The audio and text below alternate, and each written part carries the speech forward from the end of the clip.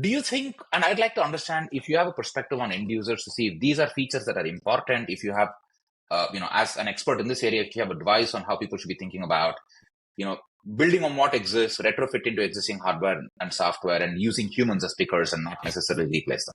No, I think that's a great point, JB.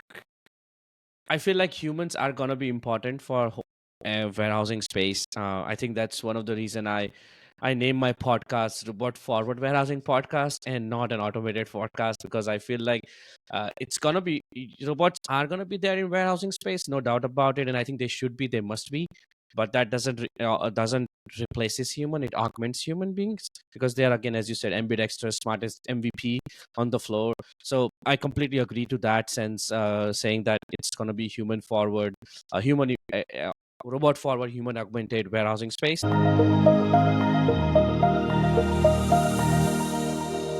Thank you everyone for joining.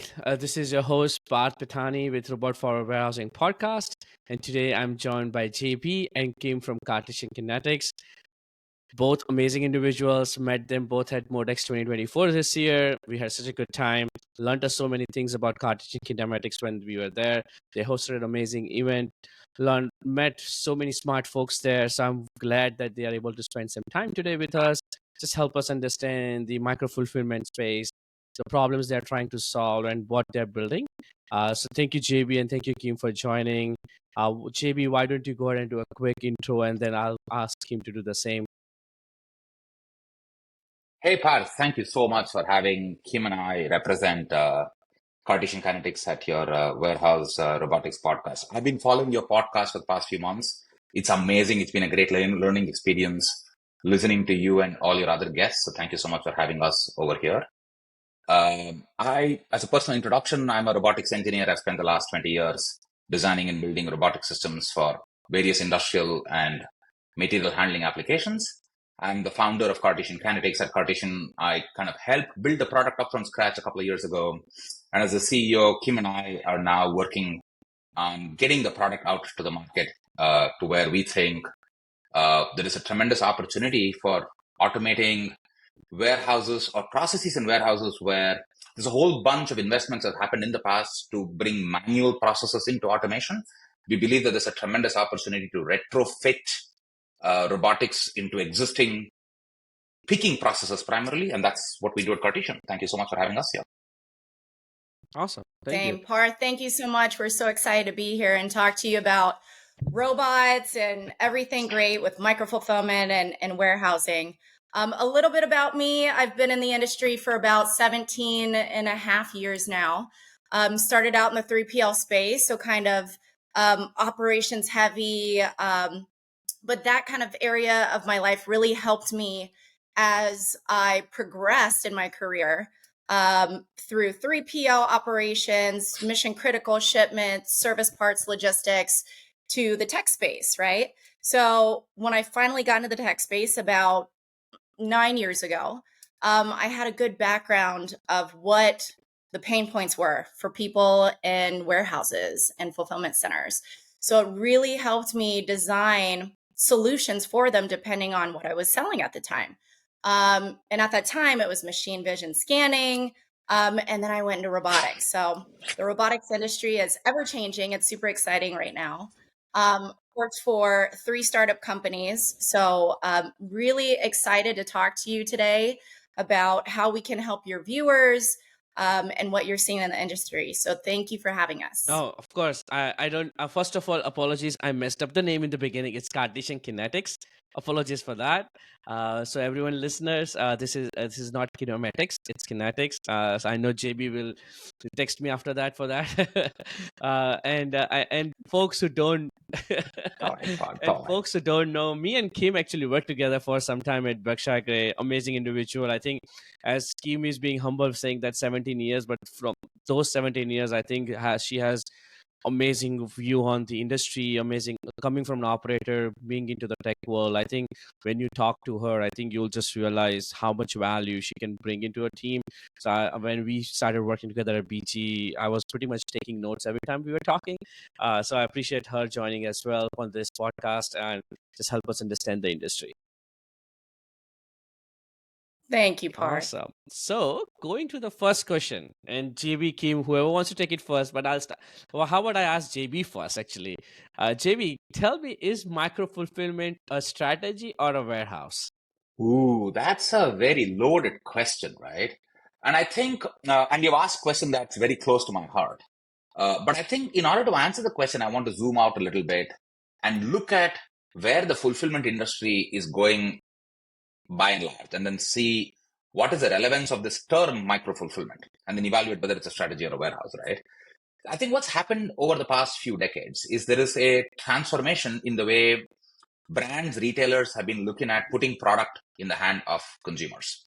You had what has been traditionally called the supply chain, which is, as the word describes, a straight line joining a point of manufacturing to a point of consumption. And it was fairly linear. And you had product leave a manufacturing site to a finished goods warehouse to a waypoint in distribution to a bunch of regional distribution centers to a store, and then you and I as consumers walked into a store and picked up stuff. And as the name has in it encoded, it was designed for the supplier. I think e-commerce and all other digital demand generation strategies have turned this completely around and put the purpose of existence of the entire supply chain to the consumer and not the supplier. So the supply chain is kind of becoming what I call a demand web in some sense, at the center of which is the consumer. And there's a complex network of waypoints that hold inventory, look at demand being generated, and somehow get product to the consumer. And I think this, along with what I call a general Netflixization of all consumption, right? I mean, we have all gone from having a handful of visits to a store, a couple of times a month to a grocery store, once a month to a department store, and things like that, to us pretty much shopping or generating demand online every day or every other day. While we are all kind of consuming more or less the same amount as households, the velocity at which we are actually demanding fulfillment has gone up. So these two put together has necessitated that the supply chain look at ways in which they can put product in the hands of a consumer faster than before. So I think the word micro refers to miniaturization of time and not necessarily miniaturization of space. Now, naturally, if I have to get a product to you faster, I have to try and keep the product closer to the consumer. You don't have spaces that are as big as large fulfillment centers in urban areas. So there will be a miniaturization. But the intent is transformation of the supply chain to a demand web, miniaturizing time to get product to me. So anything in your supply chain strategy that is making you redesign your supply chain strategy to get product to your consumers fast is a micro fulfillment strategy in my world. So I think micro fulfillment is a strategy. Micro fulfillment centers are points in this network that enable such a strategy. It could be a picking process that is designed for rapid fulfillment in the context of a larger distribution center. So it's an MFC inside a larger DC. It could be that you want to get product to your stores replenished within the same day and not 2 days plus as you are today. Again, that's a micro fulfillment strategy. Where you do it becomes a micro fulfillment center. I think that's my view on micro. Kim, over to you. Nope, you said it. I agree. I think the biggest challenge is most people are defining it as a physical space, right? They're saying an MFC is a physical space. And so if I get closer to the customer, then my problems are solved, right? But we've seen how micro-fulfillment, we'll say strategies have kind of failed because there are no strategies, right? It is more than a physical space. You have to think about the whole entire ecosystem of a network of MFCs. If you only have one MFC, it's not going to work, right? You need to make sure that you have the appropriate inventory allocation. And many retailers and brands, they don't have the software that can properly allocate the inventory in each one of their MFCs. So that's kind of where things are failing. So I think where many people are kind of pulling back on what we define as MFCs, or maybe what they define as MFCs, because it's not necessarily giving them the ROI that they need or what they were hoping for, is because they haven't really taken a step back and look at the strategy, right? before they bought, space in urban areas, right? So you really need to look at the strategy. I think that that's what's going to make MFC successful. It's more than just a physical location. No, actually, you both raise a very important point, and I think for me, I was on a similar thought process, and that started back in 2019 when I was working for my previous employer. He's still a very good friend of mine at Breaks. They have a similar product that they're working on, but from a software perspective, where they were solving a similar problem from a software, like getting closer to the customer. How do we get closer to the customer? How do we place inventory close to the customer? And I think as we solve this problem, it's gonna be a filter of things that needs to come together, and not just one thing, as you just guys mentioned, that you need to have real estate, you need to have software play, you need to have the automation play, all things coming together to really solve for that. And I think the way I see the industry, and please correct me if I'm looking in a different way, I feel like the automation vendors, automation players are solving for it, software vendors are solving for it, but still there is a gap, which is a real estate play, if you will. I think there is a gap where companies have not really solved for it, meaning that I haven't seen, at least in my purview, a company coming out saying that, hey, we are only going to focus on smaller distribution centers around these urban areas and try to acquire that real estate so someone can come in, put their software, put their automation thing, and start fulfilling for brands same day or the next day kind of thing. Have you guys seen something similar who is solving that problem? I would say no, and I think that that's what everyone's waiting for. I think everyone's waiting for that first person to solve it, right? And everyone it knows that that's the way that the industry is moving, right? Because if you don't want to lose customers, if you want to give your customers an elevated experience where they have options of on demand, same day, next day delivery, you're going to have an MFC strategy. But even if you look at the industry right now, even the big players that are trying technology and building out their MFC network, they're not quite succeeding just yet. And so all these other, smaller retailers, brands, they're looking at them and saying, well, if they can't solve it, how am I going to solve it? So I think that to your point, there is a gap, right? And everyone is kind of, they've either been burnt by trying to solve an MFC strategy and it failed miserably. And so people are very shy to, kind of raise their hand and say, hey, I have an idea, let's try this. And on the flip side, I truly think they're waiting for someone else to solve it before they kind of get back on the MFC train. GB, any thoughts on that? What do you think? Real estate play? Yeah, and I think Kim said it very, very accurately. I think everybody's trying to figure out which strategy works. They're trying to figure out. So see, in the quest of getting product to a customer fast, I think solutions have to eventually be sustainable, should be scalable, and should be efficient and profitable.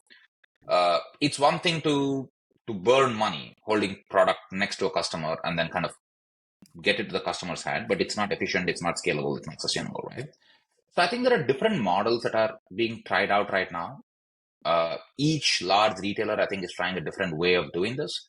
I know of experiments where, in a network of stores, a store is completely converted to a dark store, fulfilling orders from the geography that set of stores, that network of stores was covering.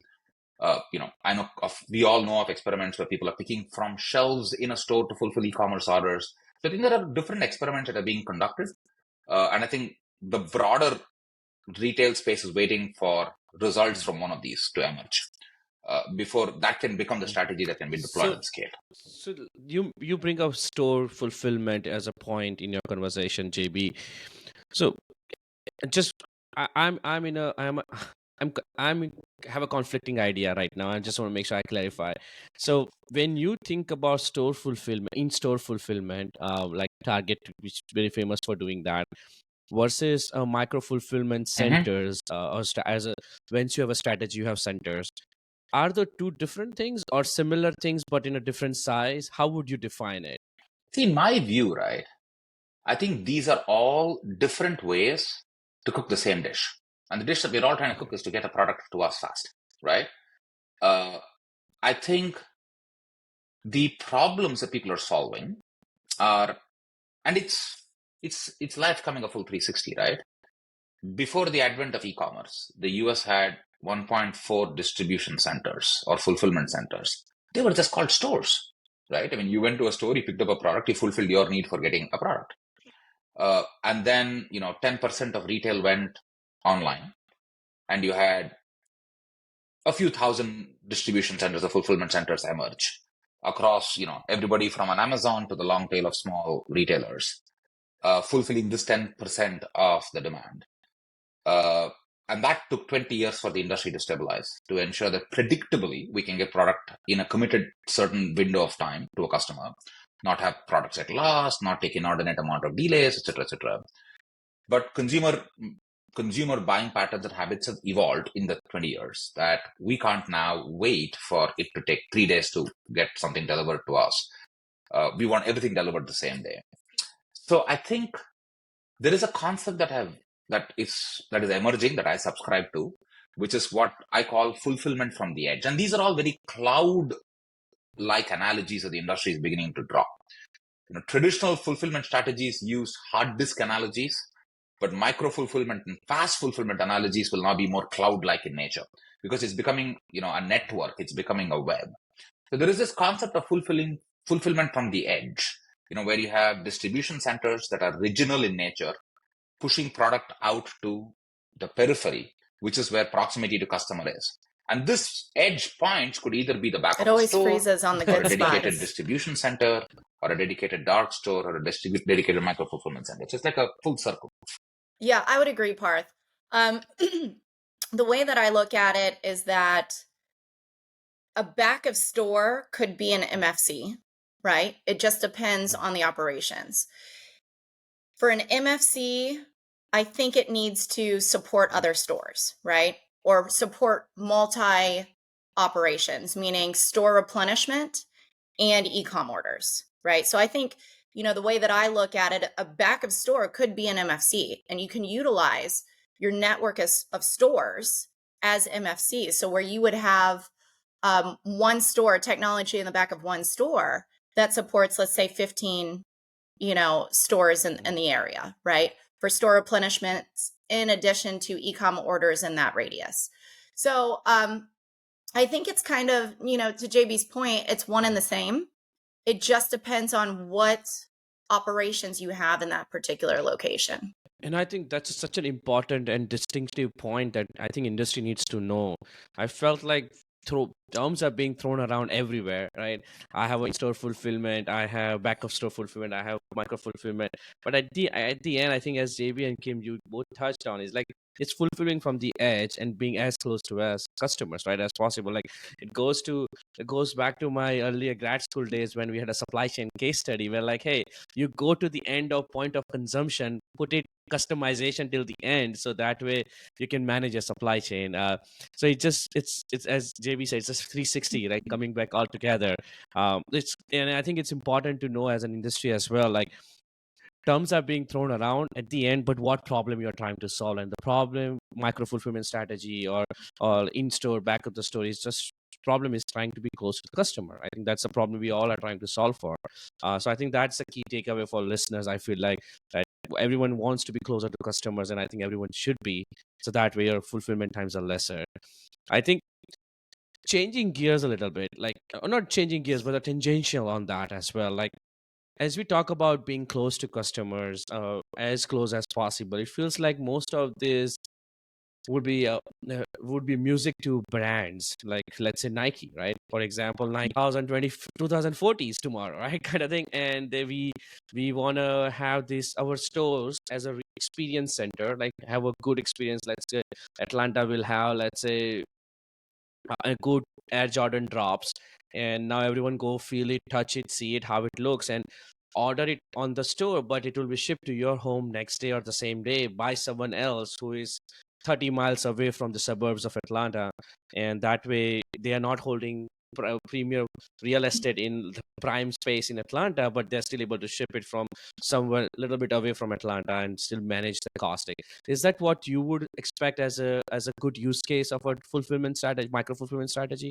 Absolutely. So that Yeah. if I'll go ahead and if answer in that the one way you first. described it, I think anything gets sales is a good strategy, right?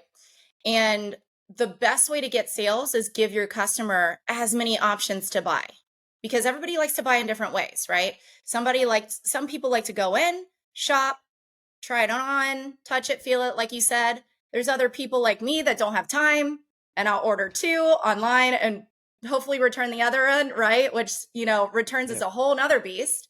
And I sadly have contributed to that. So yeah, I think that anything that elevates your sales, right, from a retailer standpoint, is a good strategy. It's as simple as that. And the way to do that is to create as many options for your customers to buy. JB, any thoughts? And to add to that, can you hear me, Parth? To add to that, fulfillment is one of those contrarian industries where good delivery creates additional demand. You have to create capacity to generate demand. In all other industries, you kind of wait for demand to get generated, then you build capacity. Here, you build capacity first, and then great fulfillment leads to greater demand generation, right? So I think if in your description of the use case, the fact that the Air Jordan can reach your home by the time you reach your home is going to generate demand. So it's a great use case for my. Because that's what I would do it. Honestly, if I want to buy, I don't want to carry, and that's what I was talking a few years back. It's funny, like it's just such a small word. So talking to my wife, I was like, yeah, going forward, the malls will be experience centers, and I do not have to carry the bags when I'm walking with you. So that way we can order everything online. So by the time we go buy stuff, we have a nice dinner, come back home, and by the time we wake up in the morning, we have your stuff. So you don't have to. I'm not your person who carries your bags, kind of thing. So it was a funny joke that we made about it. That's awesome. We'll add you to the customer list, Parth, for that use case. This is funny. This is nice. I think I want to change some gears. I want to focus on Cartesian kinetics right now. I think one thing that I always always like to learn more about is like people are solving a lot of problems, and especially like smarter folks are solving important problems in the industry. So when it comes from going from a product actually a lab, to a warehouse floor, uh, it's a whole new game. It's a whole new game from what you're solving in a lab versus solving in a actual warehouse floor. And as you go on this journey, and maybe keep this is more focused to you, and JB, please feel free to pitch in. It's like when you go from building a startup, right? How do you go from a lab to warehouse floor? What do you think about business development, partnership? What does it go? Just give us all your whatever you can. Yeah, that's a big question, and it's a great question because we talk about our 0 to 1, right? Like in the industry, where how do you get that 0 to 1 is the hardest step from your concept in the lab. It's working great. You can simulate it as much as you can to prepare it for the real world, but it's never going to be the same until it's in a customer site. So, I mean, there's a lot that goes into that process, right? But as you know, and a lot of people that know me, one of the biggest things for me is partnerships, right? Especially for startups. There's a lot of startups in the industry right now, and what differentiates you outside of your tech? I truly believe every tech has a space, right? Depending on what you're solving. Is being backed by partners. You want to think about how can I solve my customers' problems today as well as tomorrow? And the best way to do that is not just think about today, but what are they going to want in the future, right? In terms of scalability, in terms of, and how do I support that? So all of that framework needs to be done before you get to your customer site, right? And a lot of those is partnerships with system integrators, OEMs, software providers. We're working with a gaming company to gamify, right? To have that option for our customers. So all these things, service providers, right? No startup wants to do their own maintenance. or provide the service themselves because they have such a lean team. So having these partnerships already established that know how your system works, I think is super crucial, right? Because so many times startups go in and they want to sell, sell, sell, sell. Once they go to market, they want to sell. But now they can't execute properly and they can't support their customer. And at the end of the day, that is the most important thing that we have to do. And that comes, you have to have that foundation built before that time comes. So I think that that's the biggest piece, right? That you need to make sure that you do. And to me, again, partnerships is very important in that success. Such a solid point. And I think where the relevance of partnerships that Kim mentioned becomes important is consumption of robotics inside of warehousing and fulfillment reminds me of the old Lay's slogan, right? No one can eat just one. Because warehousing is distributed, for you to get the benefit of robotics, you're going to have to, as the customer, deploy robotics in multiple locations. You're not going to be able to derive the benefit of robotics by just automating one of your 25 warehouses across the country. And this imposes a lot of challenge on the technology company, which are all young startup-y companies today, because the area itself is a fledgling area. So there's so much industrialization that we need to do as a tech company, which we don't have the time nor the experience to do, and which is where I think the partnerships come in. Installation, permitting, maintenance, support are all areas that I, as a small company, don't have either the knowledge or the ability to do. And I think that's where partnerships are super important. Gotcha. I think, JB, did we lose you for a second? We did. Yeah, I think I've been repeatedly seeing people freeze. So I don't know if it's definitely not my internet. I have been checking my internet on another device on the side. So maybe it's a site giving more but anyways, I bandwidth think to people who are speaking. that's great. You have the implementation as well. It's important to see how critical it is for a startup to build those relationships. So thank you for that. Appreciate that. Yeah. And I think that's Absolutely. I'm just going through my questions. I felt like I had a lot of questions, but I think you all touched on so many good things around the conversations during our time. I think this is all I have to ask. Is there anything else you would like to bring up, talk about? I'm more than happy. I think it's all about providing value to the listener. So if there is something that you would definitely want to touch upon, more than happy to do that. And this one topic that I would like to get your feedback on, Parth, is at Cartesian, one of our guiding principles is there has been so much time, effort, and money that's gone into enabling the current state of fulfillment, right? There is a distribution center network. There is a whole bunch of picking infrastructure in place, hardware, software. And we've used building on what exists as kind of a guiding principle for us in our product development strategy. So the robotics stack that we've built, hardware and software, leverages existing infrastructure as much as possible. So we don't need the way we build a product out. We don't need the end user to do any floor preparation. We can work with existing floors of any condition that they have. It leverages existing picking and storage racking. It leverages human pickers. The human will continue to be the most naturally intelligent, ambidextrous, multi-sensory input picking solution. And we believe that the purpose of automation should be to augment the human picking capability rather than replace the human picker. And so these have been some of the guiding principles that we've been using in the way we built our product and the way we've been releasing products out into the market. Do you think, and I'd like to understand if you have a perspective on end users to see if these are features that are important, if you have, as an expert in this area, if you have advice on how people should be thinking about, building on what exists, retrofit into existing hardware and software, and using humans as pickers and not necessarily replace them. No, I think that's a great point, JB. I feel like humans are going to be important for warehousing space. I think that's one of the reason I named my podcast Robot Forward Warehousing Podcast and not an automated podcast, because I feel like it's going to be, robots are going to be there in warehousing space, no doubt about it. And I think they should be, they must be. But that doesn't replaces human. It augments human beings because they are, again, as you said, ambidextrous, smartest MVP on the floor. So I completely agree to that sense, saying that it's going to be human forward, human robot forward human augmented warehousing space. From using the existing infrastructure, I think it's important for sure, because now I'm just going back to my end user days and just thinking out loud. I think for me, if I can use my racks, if I don't have to do any system uh, facility infrastructure changes, it really reduces my adoption curve, meaning that it